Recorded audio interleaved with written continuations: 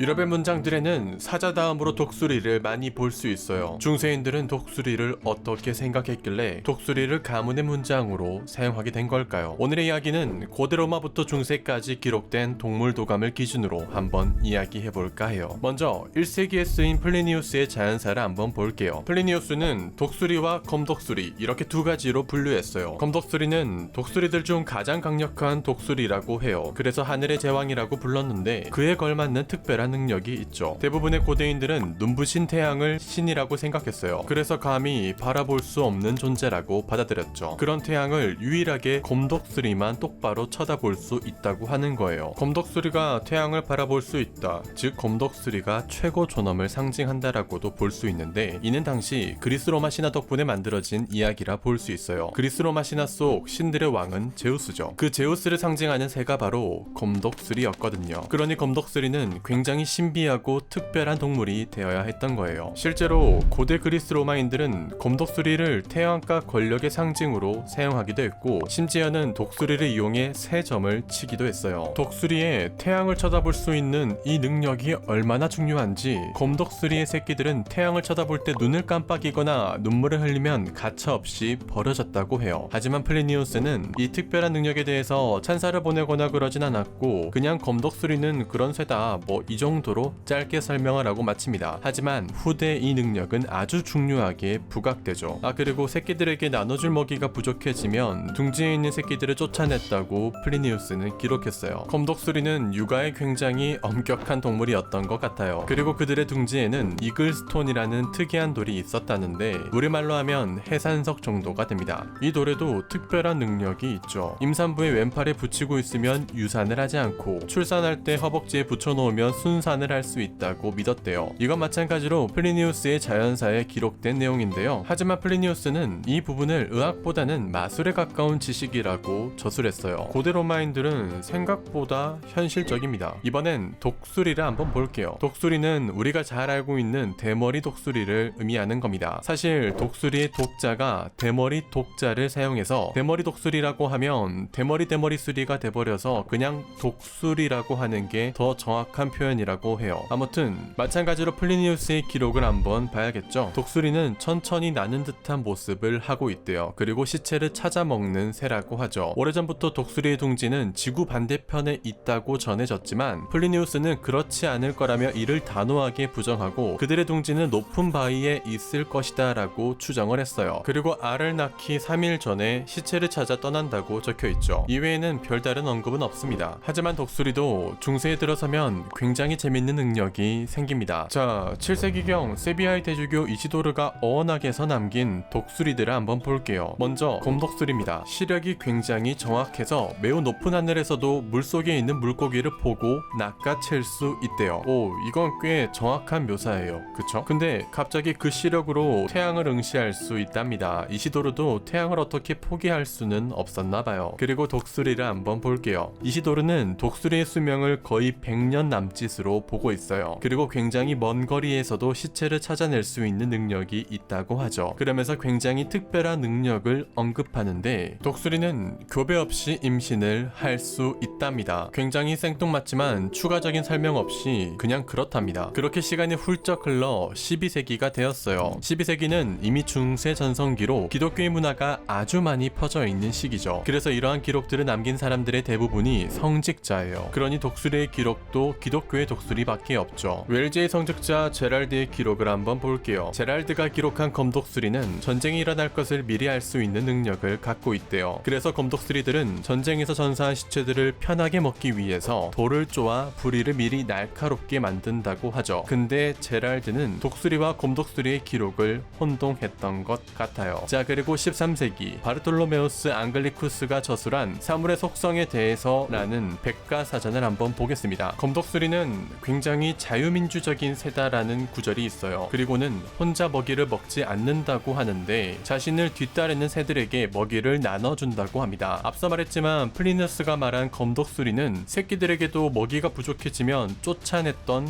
아주 이기적인 새였잖아요. 뭐 1100년을 살아오면서 철이라도 들었던 걸까요? 독수리의 성격이 왜 갑자기 변하게 됐을까요? 이건 당시 시대 상황을 고려해보면 검독수리의 특징이 바뀐 이유를 쉽게 찾아볼 수 있어요. 중세 유럽은 봉건 사회였죠. 그래서 한 가문에 혈연 관계뿐 아니라 굉장히 다양한 사람들이 포함되어 있었단 말이죠. 가신을 비롯한 하인들 또한 실질적으로 한 지붕 아래 모여 살았던 시대였습니다. 그러니 가문의 가장은 이 모든 구성원들을 부양할 필요가 있었던 거죠. 교회는 그런 책임을 질 필요가 있는 권력자들에게 본보기가 될 수 있게 검독수리를 이용하면서 그들을 설득했던 거예요. 검독수리는 하늘의 제왕이자 오래전부터 권력을 상징했으니 똑똑함까지 포함되면 더할 나위 없었던 거죠. 자, 그럼 마찬가지로 독수리도 한번 봐야겠죠. 독수리는 역시 군대를 따라 시체를 탐하고 죽음을 몰고 오는 흉조라 표현합니다. 전 개인적으로 이 구절을 보면서 퓰리처상을 받은 케빈 카터의 사진이 떠올라서